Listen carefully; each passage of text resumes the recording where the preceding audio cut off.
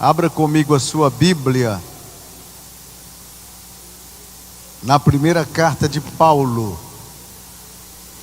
aos Coríntios, capítulo de número 1, versículo 18 até o versículo de número 24.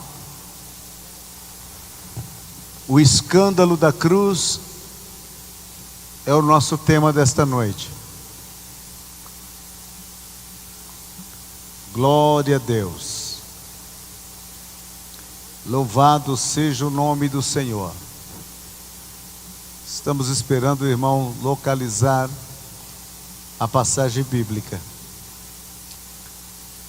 Diz-nos a palavra: porque a pregação da cruz é loucura para os que perecem, mas para nós que somos salvos é o poder de Deus.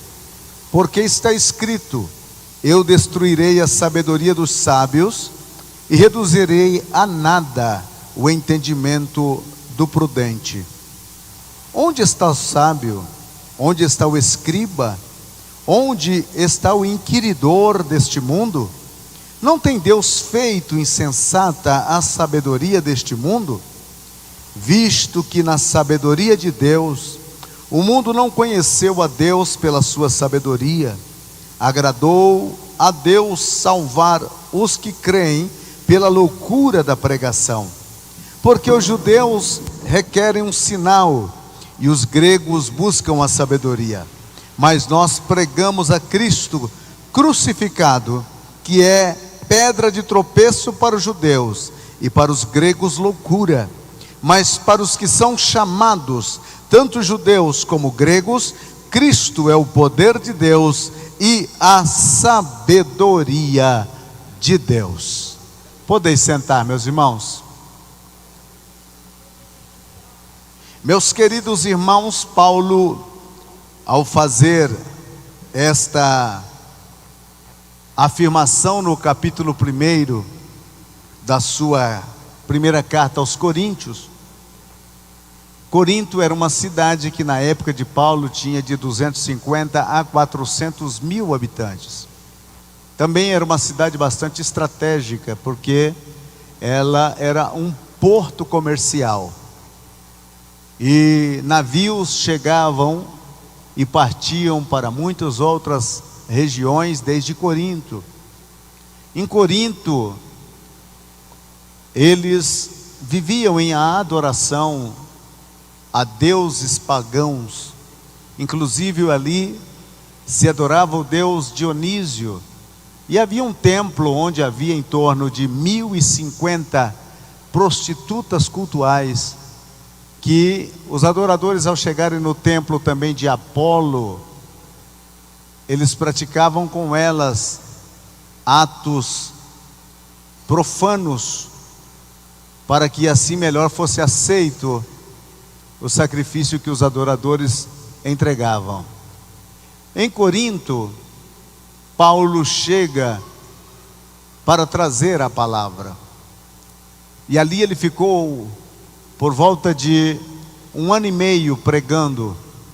Em Corinto aconteceu algo extraordinário, porque Paulo, em uma noite, quando estava orando, o Senhor lhe apareceu e se colocou ao seu lado e disse a ele: tem ânimo, Paulo, fala, mas não te cales, porque eu tenho muitas pessoas nessa cidade. E ele, por este espaço de 1 ano e 6 meses, ele fica ministrando a palavra, e a igreja nasce, cresce, floresce, e se torna uma igreja pujante, uma igreja rica, uma igreja onde o Espírito Santo se manifestou de uma forma tão espetacular, que eles não tinham necessidade ou falta de nenhum dos dons do Espírito. Eles se vangloriavam de serem uma igreja espiritual, mas na verdade tinham batalhas carnais em seu seio, em seu bojo. As batalhas que elas tinham era uma igreja fraccionada, dividida.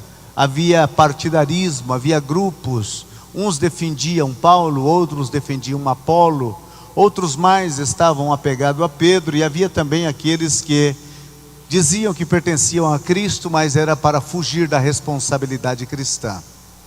E neste partidarismo eles estavam vivendo de uma forma tão contenta ao seu bel prazer, que Paulo escreve esta primeira carta para responder algumas inquisições, algumas perguntas que os irmãos da igreja em Corinto tinham, e também para dar orientações concernente a algumas práticas no culto público da igreja.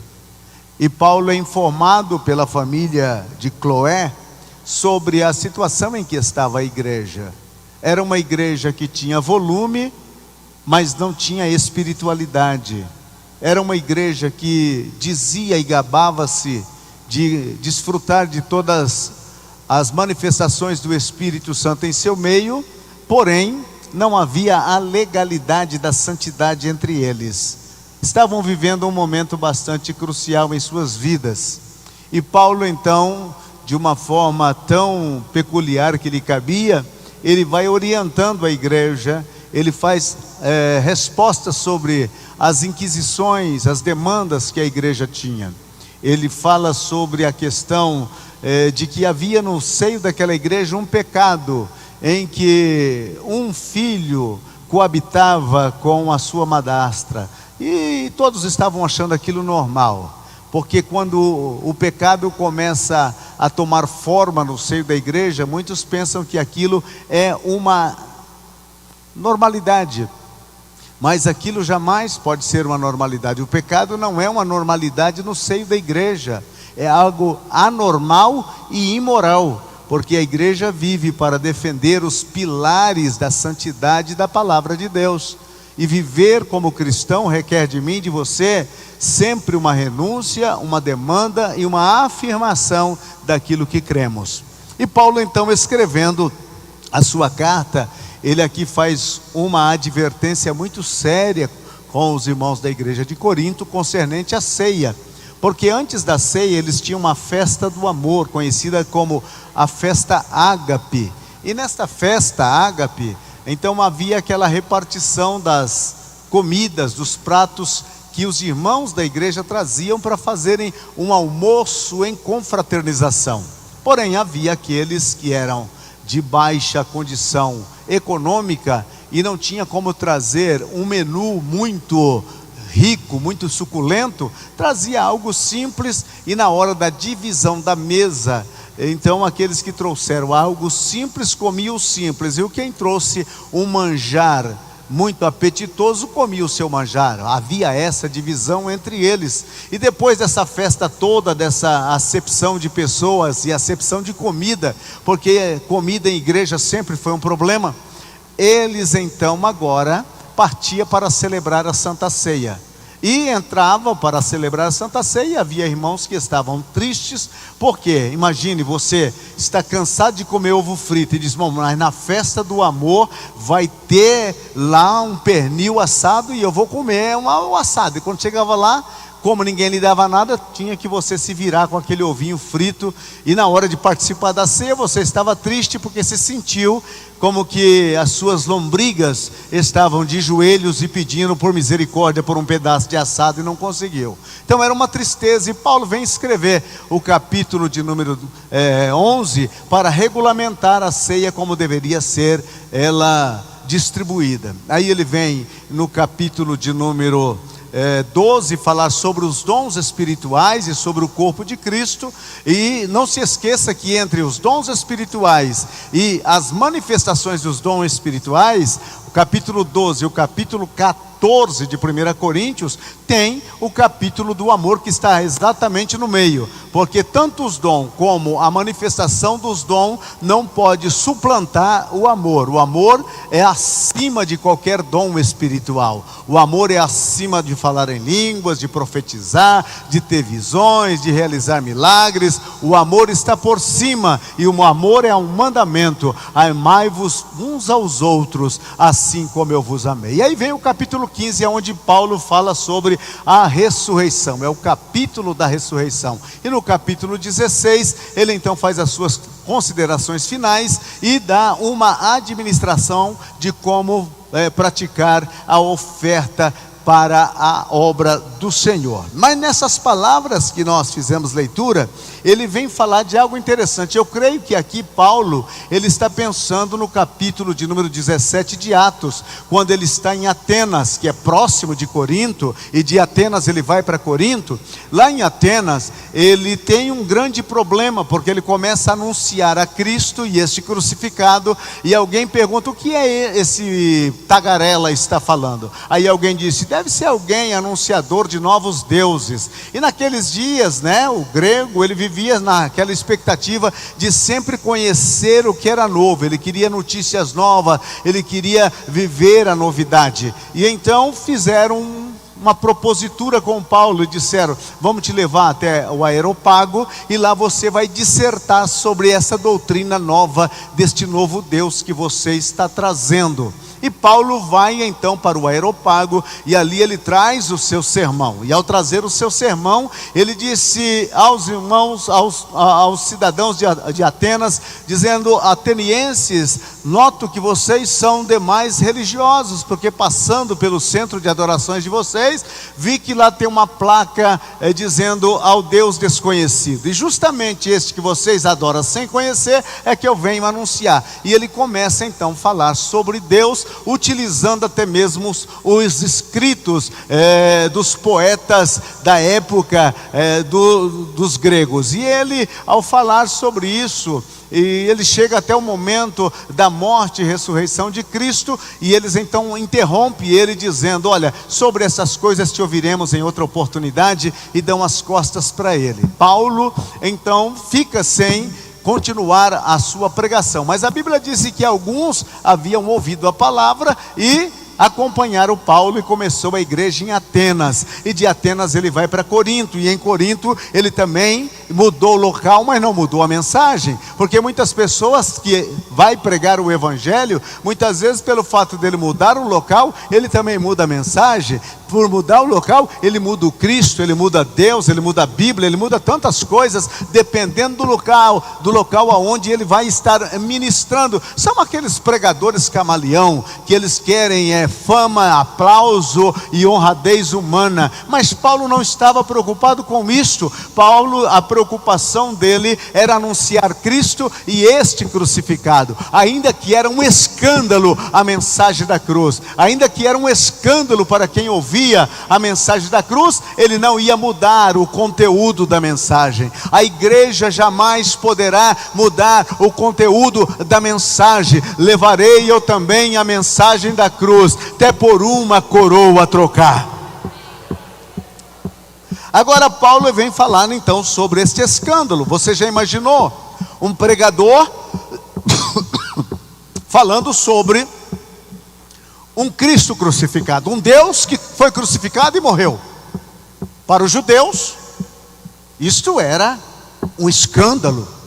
Como é que pode? Como pode um Deus morrer como se fosse um mendigo, um indigente?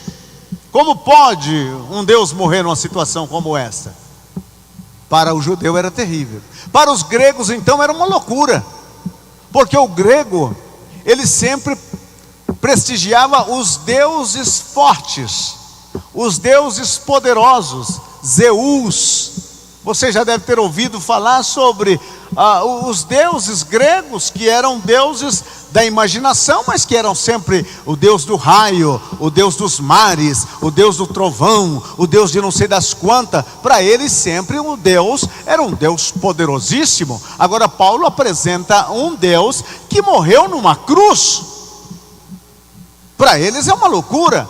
Para os judeus então, nem se falar, porque os judeus estavam afinados com a palavra de Deus, principalmente no Antigo Testamento, pelo fato dos milagres e poder de Deus manifestado nas páginas da Bíblia, como abrir o Mar Vermelho, enviar pragas ao Egito, em fazer tirar a água da pedra, em parar as águas do Jordão, em curar pessoas com problemas. O Deus dos judeus era um Deus poderoso. É por isso que o nome dele é Adonai, El Shaddai, El Elyon, Jeová Rafá, Jeová Jiré, Jeová Sabaote. Esse era o nome desse Deus. Então para eles não podia assimilar que um filho de um carpinteiro, de um lugar aonde ninguém sabia, sem eira e sem beira, como disse lá em Minas, poderia ser um Deus. Para eles era uma loucura. Este pregador de um crucificado, de alguém que morreu, de um contraventor, de alguém que enganou, de alguém que falou coisas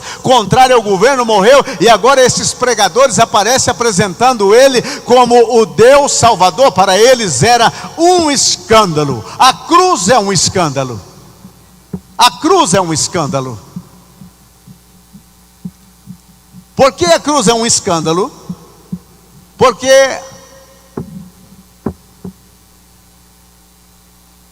os impérios, eles utilizavam das maneiras mais terríveis quando eles ganhavam uma guerra contra um inimigo.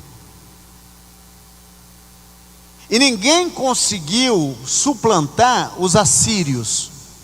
Os assírios, quando eles venciam um exército inimigo, ele capturava os prisioneiros de guerra, lhes cortavam a língua.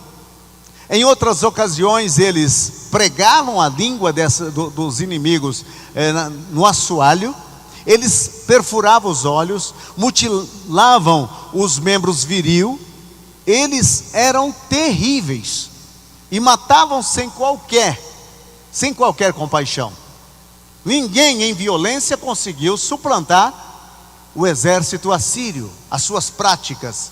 É por isso que quando a sua capital Nínive caiu, todo o seu exército caiu, houve celebração em várias partes do mundo.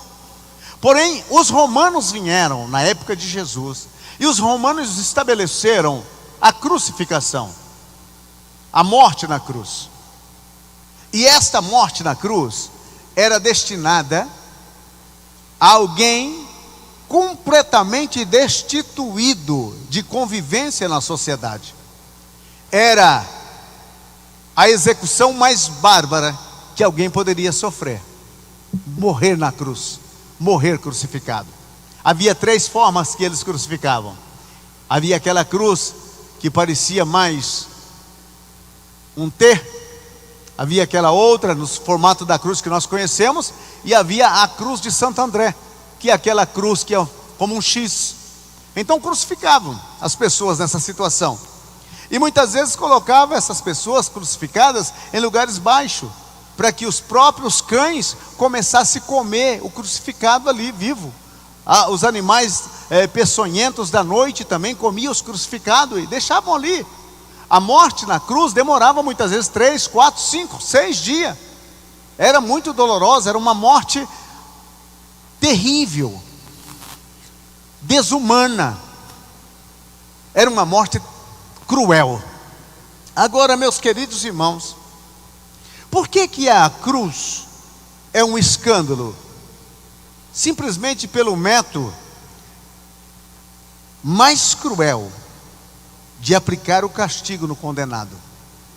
Se alguém ouvisse falar fulano foi crucificado, atrás daquela palavra crucificado vinha todos os adjetivos de maldade e crueldade que aquela pessoa tinha cometido.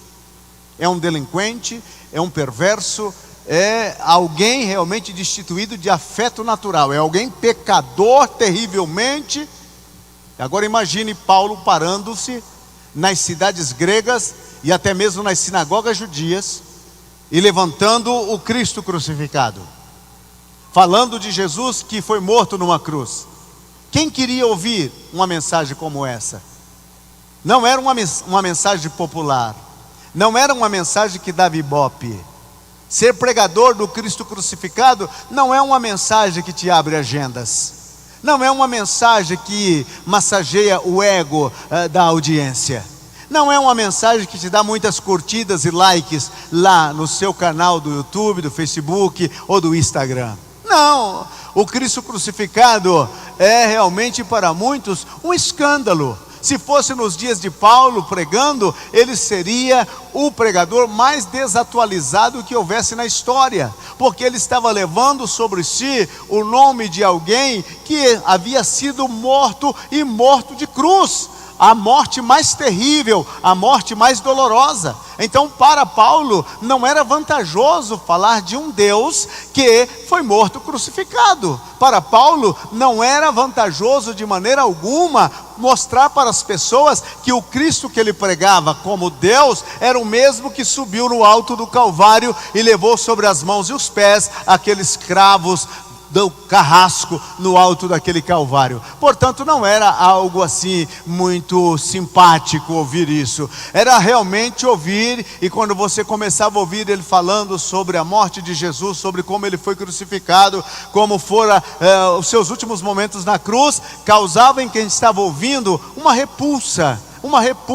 Porém, numa mensagem que parece ser algo louco, algo escandaloso como este, a ação do Espírito Santo. E o Espírito Santo tomava aquelas palavras do apóstolo e começava a aplicar na consciência das pessoas, e as pessoas começavam a ouvir aquelas palavras e já começava a compungir no coração, como aconteceu em Atos capítulo 2. Eles compungiram, o Espírito Santo trazia uma convicção de pecado tão forte, que as pessoas diziam: não, mas se ele morreu, ele não morreu por ele morreu por alguém, e esse alguém sou eu. Se era eu que devia estar naquela cruz e não ele, era eu o pecador e não ele, era eu o malfeitor e não ele, era ele aquele que realmente veio para morrer por mim, então eu preciso conhecê-lo. Então era uma morte de um castigo ao condenado muito cruel. Então não era simpático você pregar uma mensagem do escândalo da cruz, ou do Cristo crucificado.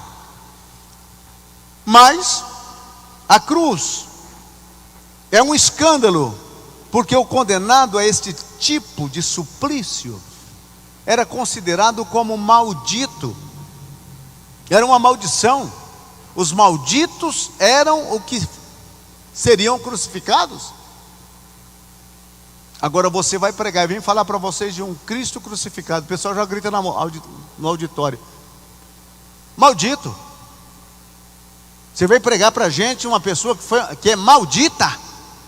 Como é que você tem coragem de parar aqui no meio e falar para a gente de uma pessoa que é maldita, que é anátema? Algo terrível. Mas se você só ouve a introdução da mensagem, você não consegue entender todo o corpo da mensagem. Paulo dizia: espere, deixa eu terminar. Quando eu terminar, vocês podem gritar, falar e pular e saltar e fazer o que quiserem. Na verdade, ele é maldito. Ele se tornou maldição. Ele não era maldito. Não. Ele não era, nunca foi, desde a eternidade, por toda a eternidade, ele não era, nunca foi maldito. Ele se tornou maldição. Mas não por ele, nem pelos seus atos. Ele se tornou maldição. Na eternidade ele estava com o Pai. Provérbios capítulo 8 disse: o Senhor me possuiu no começo da eternidade.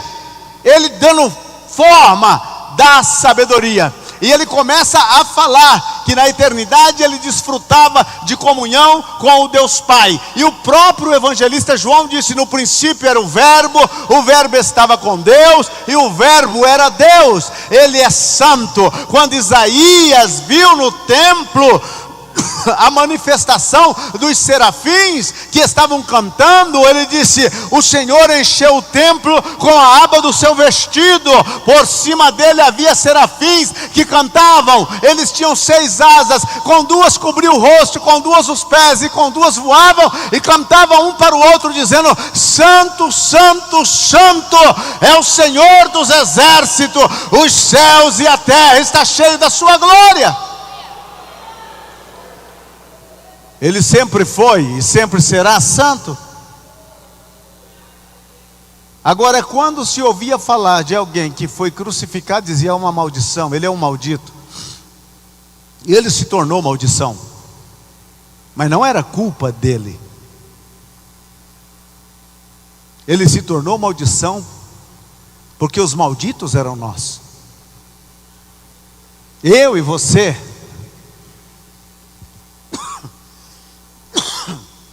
éramos o maldição. E essa tosse também.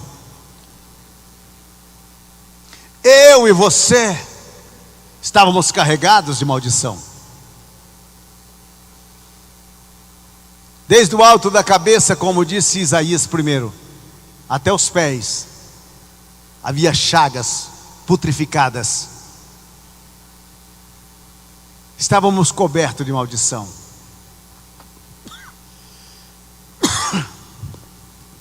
E qual era a nossa maldição? Os nossos pecados.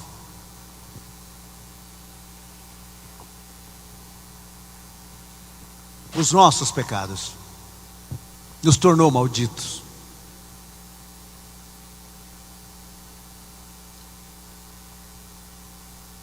Havia o peso da maldição sobre nós. E todos aqueles que nasceram de Adão e Eva trazia sobre si a espada justiceira da maldição.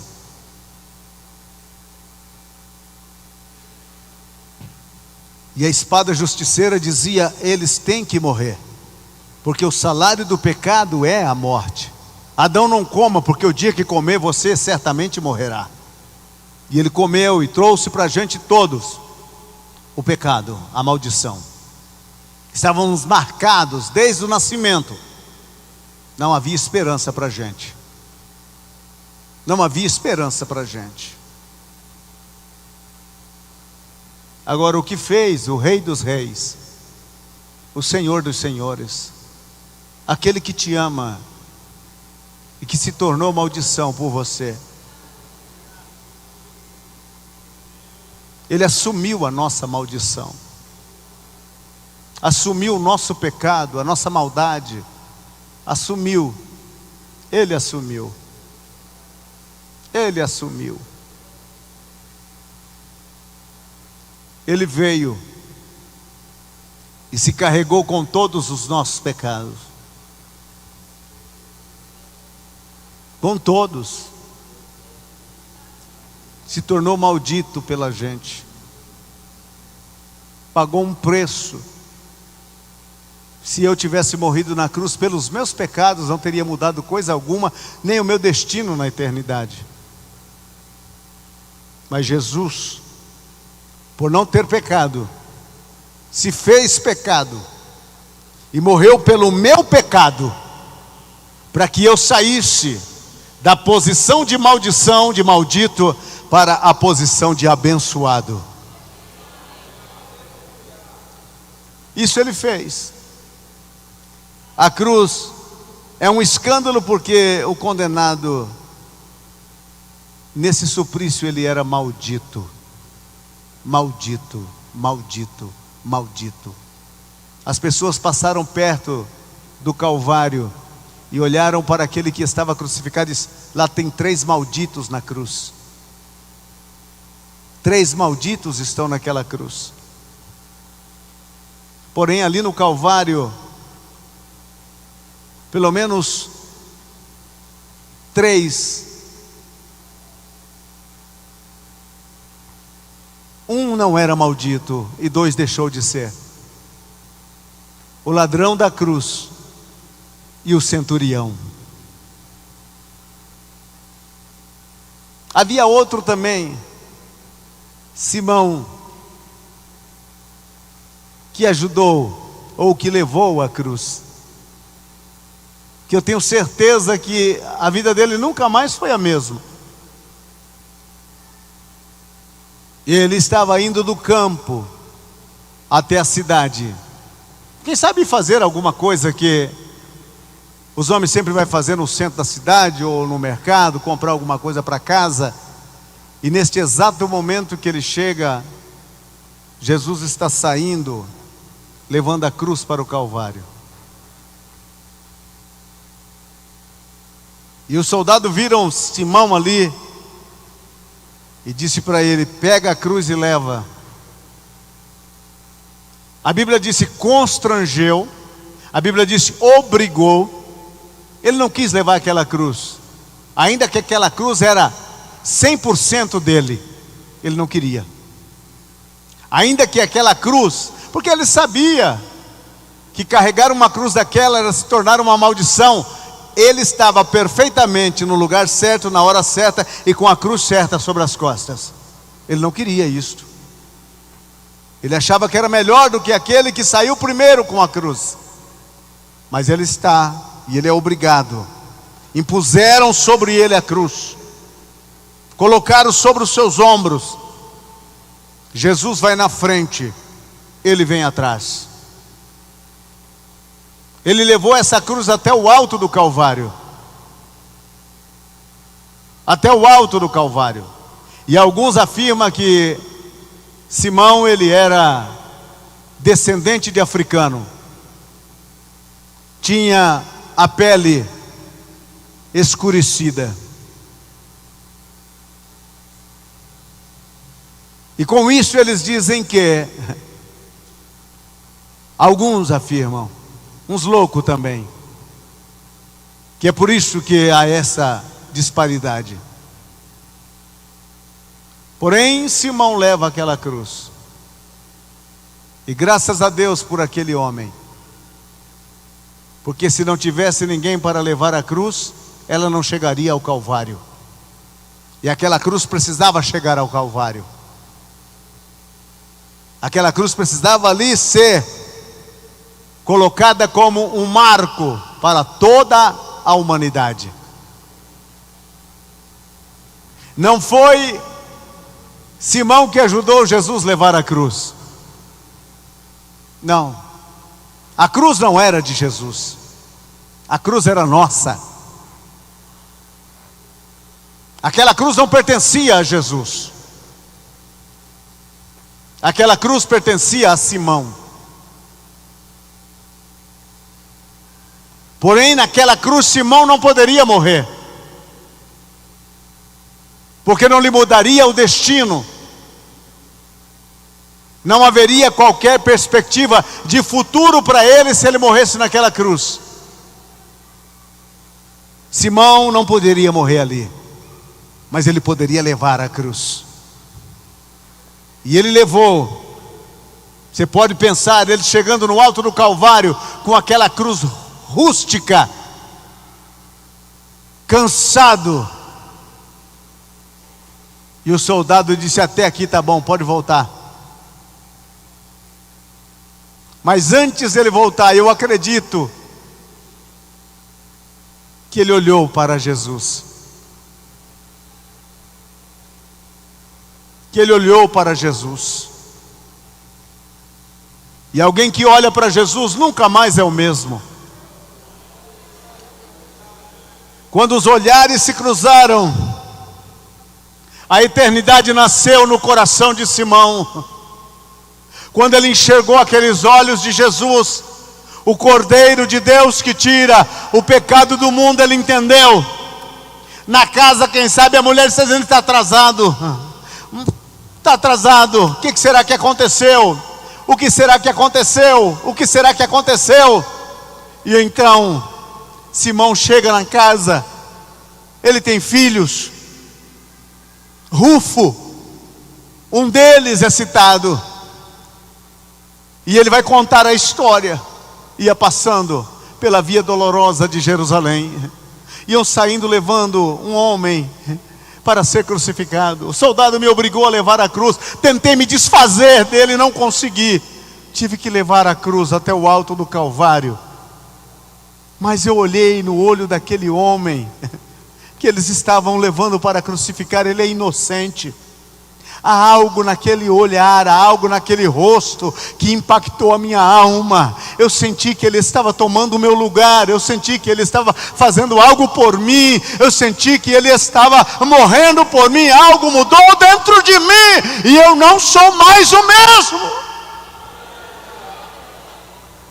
E quando Paulo escreve a sua saudação no capítulo 16 de Romanos, ele disse: saudai a Rufo, filho de Simão. Saudai a Rufo, saudai a ele, dizei a ele. Por quê? Porque o Simão, quando chegou em casa, ele contou a história. A mulher deve ter entregado a vida, os filhos entregou a vida, porque entendeu que a maldição era eles, mas Jesus se carregou com a maldição e lhes trouxe bênção.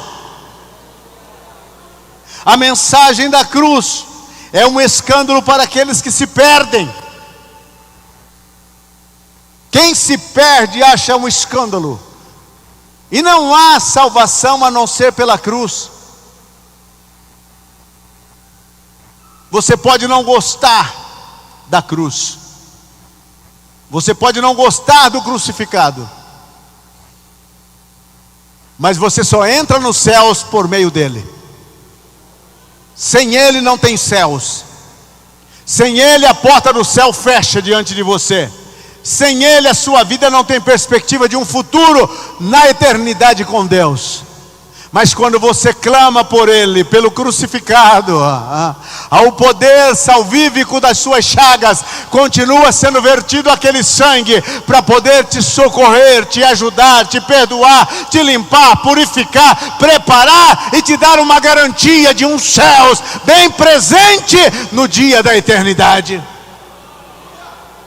Oh, aleluia! Para os que se perdem,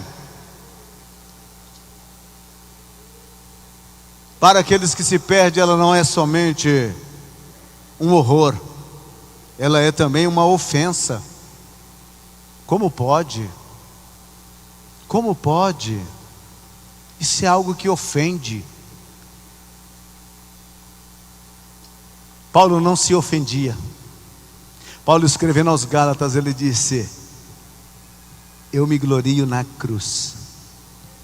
Para ele a cruz era toda a sua glória. Toda a sua glória. Enquanto as pessoas estão preocupadas com uma glória humana, com um aplauso humano, com isso, com aquilo, Paulo disse: me dê a identificação da cruz de madeira do meu Jesus Cristo, e é esta que eu quero. E ele disse: com Cristo estou crucificado. Eu estou lá pregado com ele, é a minha glória estar com ele. Meu querido, se te ofende a cruz de Cristo, se te ofende o crucificado, eu quero te dizer, é melhor você repensar, reordenar os seus pensamentos, para que saiba que somente ele te garantirá um futuro feliz. Abrace o crucificado hoje, abrace a cruz hoje, abrace a ele e diga: obrigado, Senhor. Obrigado por ter feito por mim.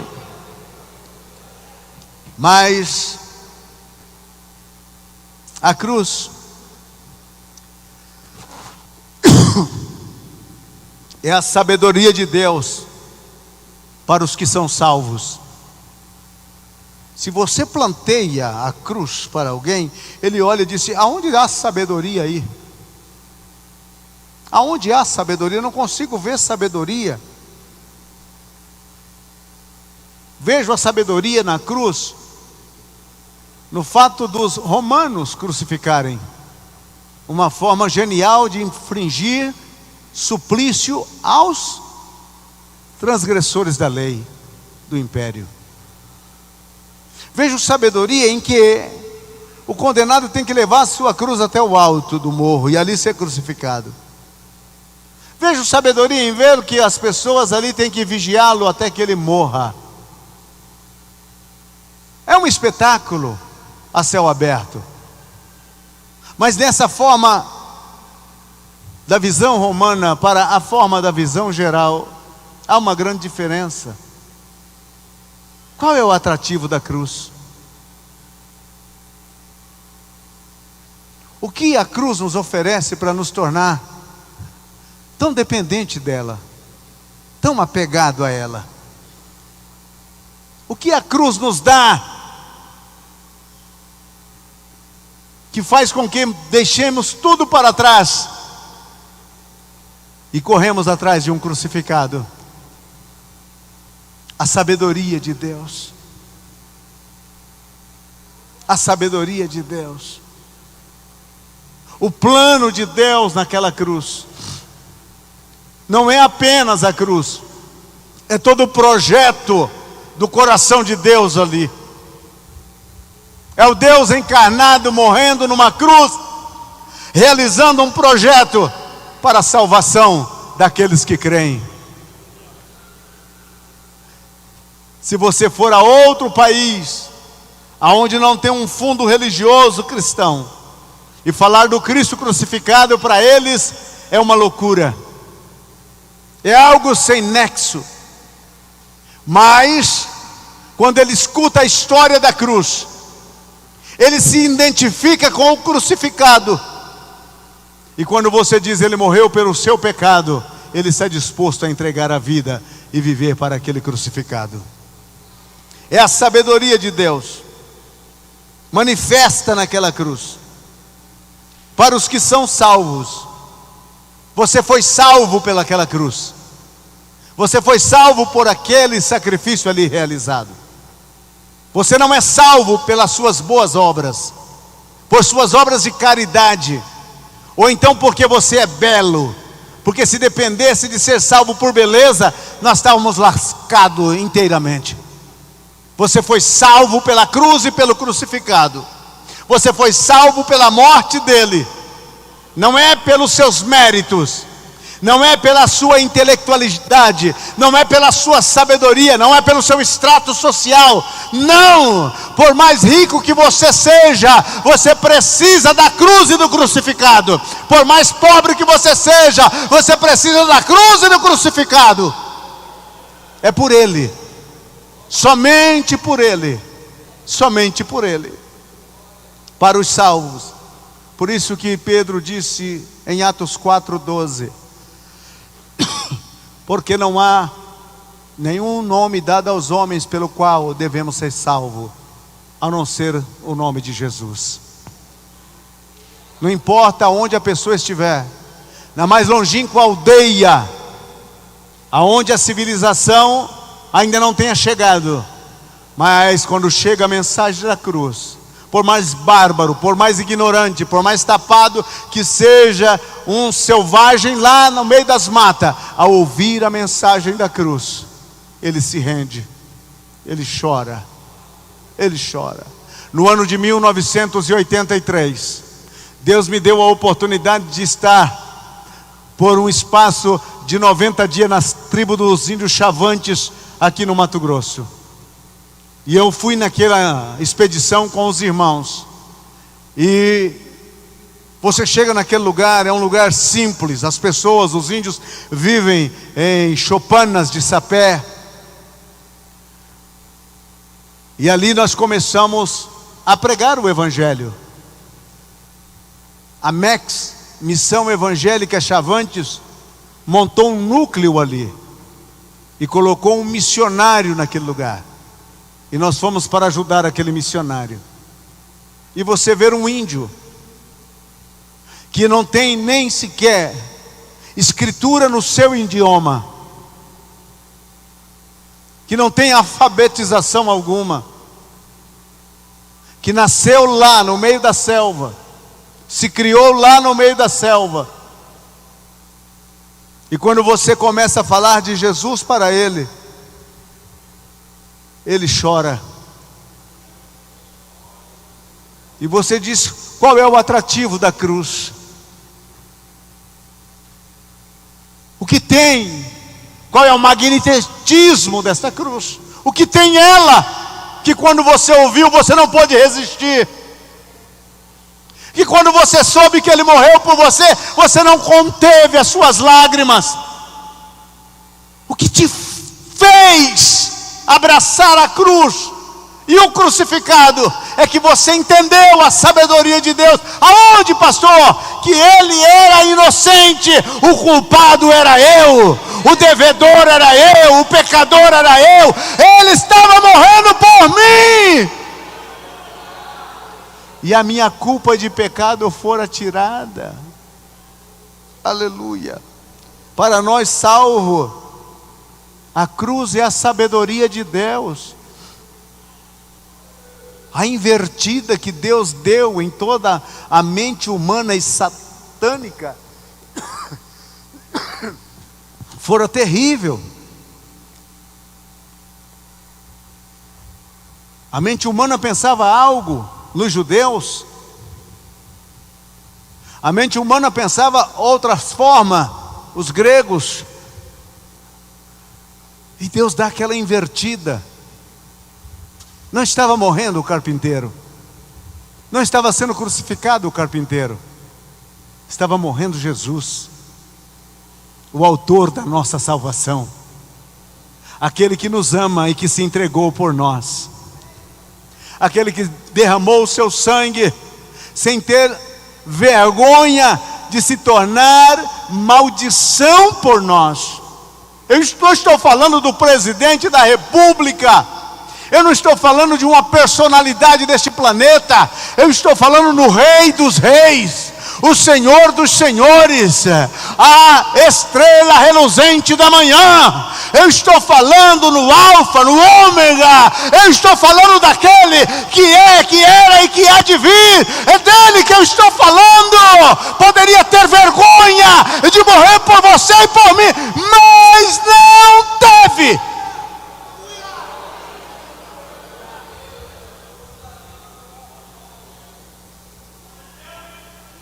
E para ter tanta certeza que ele não teve medo de morrer e nem vergonha, que ele morreu entre dois ladrões.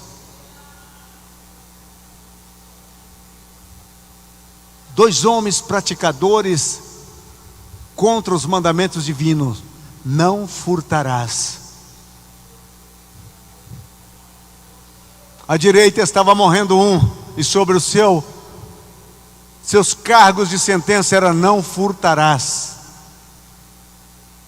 À esquerda estava morrendo um, quase que eu digo outra coisa. Os cargos são contra não furtarás também. E o do meio, o da cruz do meio, qual é a sentença dele? Para a jurisprudência romana, contraventor, agitador. Mas para você e para mim,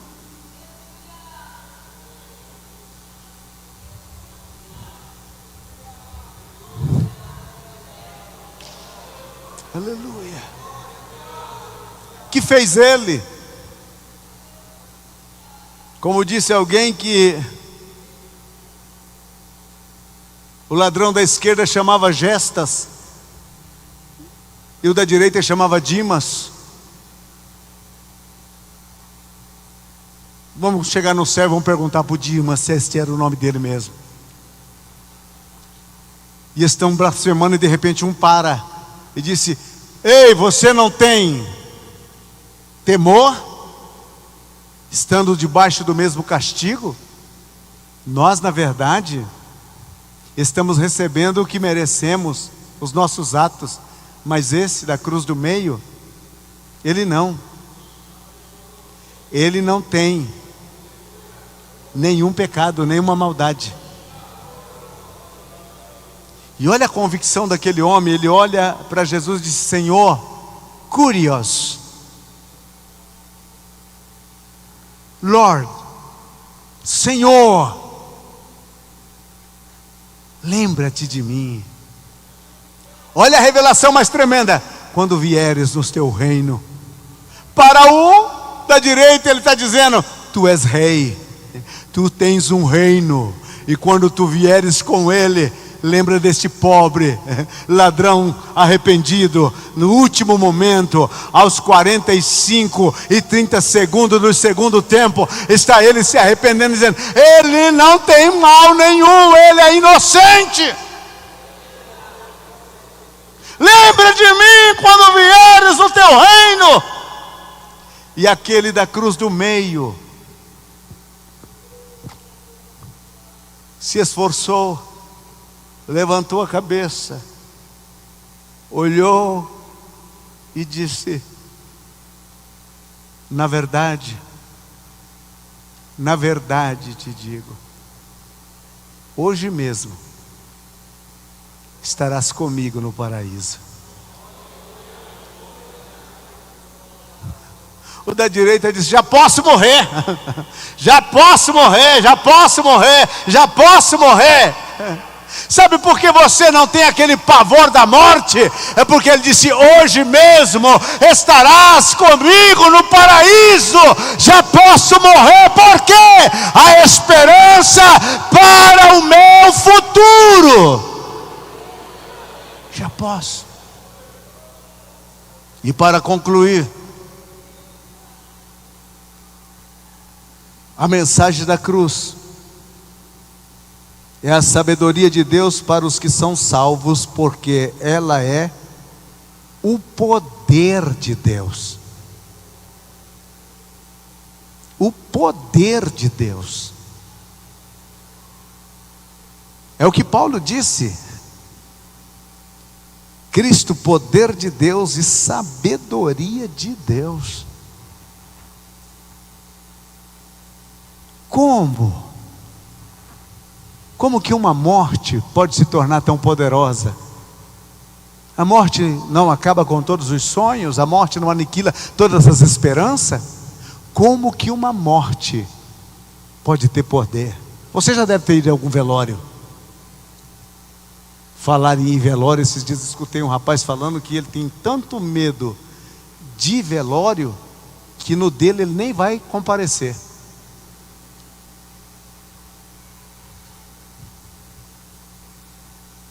Você já deve ter ido no velório. E você olha para a pessoa que está ali no caixão, não tem um movimento sequer. Não há nada. Os familiares chegam, chora. O sujeito que está ali não derrama uma lágrima. Você já viu um morto chorar alguma vez? Se você vê ele chorar, ele está vivo.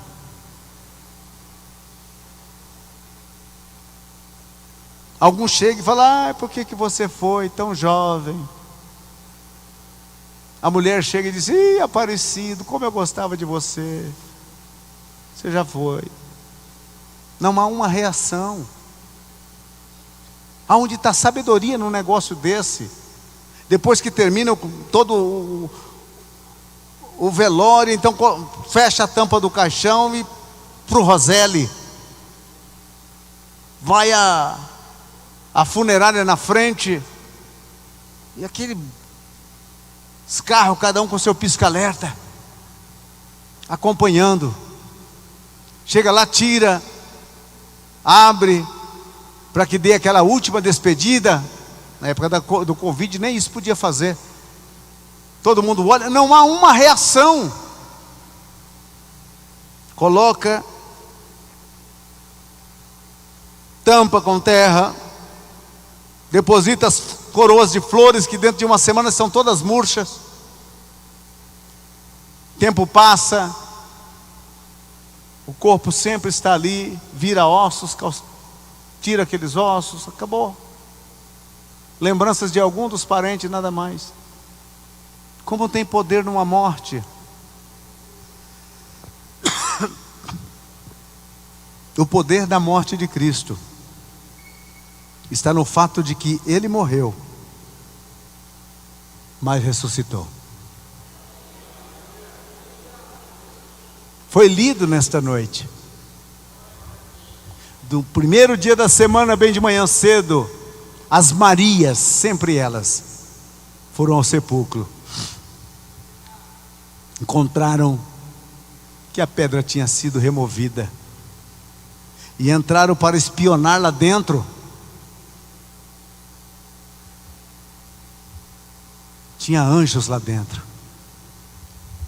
E um disse: por que buscais entre os mortos o que vive? Ele não está mais aqui. Ele já ressuscitou. Jesus é o único defunto que você fala com ele e ele te escuta. Jesus é o único defunto que fala com você também. Porque é um defunto que morreu, mas está vivo. Morreu, mas está vivo. Então o escândalo da cruz é um poder de Deus. Onde está o poder? Na ressurreição. Ele ressuscitou. E Ele está arregimentando o maior número de pessoas em todos os países, formando o que é conhecido como igreja. Para quê? Para um grande conglomerado de pessoas para irem aos céus e estarem com Ele por toda a eternidade. Há irmãos nossos que já estão lá, desfrutando e vivendo e experimentando coisas maravilhosas que ali estão. E nós ainda estamos aqui. Mas Ele ressuscitou e Ele está vivo. Aqui está o poder da cruz. E todos aqueles que um dia travaram conversação com Jesus, têm experimentado, Ele vive. Ele vive. Ele está vivo. Ele vive para todo sempre. O escândalo da cruz. Quem deveria estar escandalizado? O próprio Deus.